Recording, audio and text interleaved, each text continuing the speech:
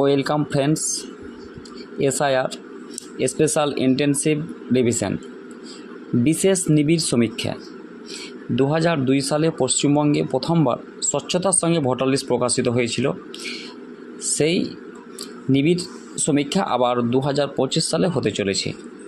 ইতিমধ্যে বিহার রাজ্যে সমীক্ষা শেষ হয়েছে, শেষের দিকে।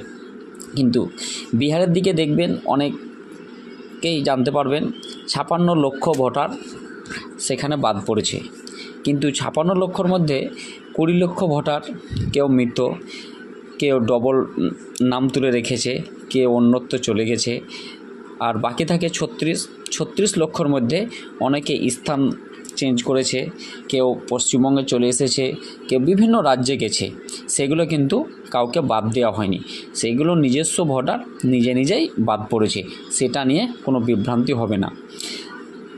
আমাদের পশ্চিমবঙ্গেও সেই বিশেষ নিবিড় শুরু হবে।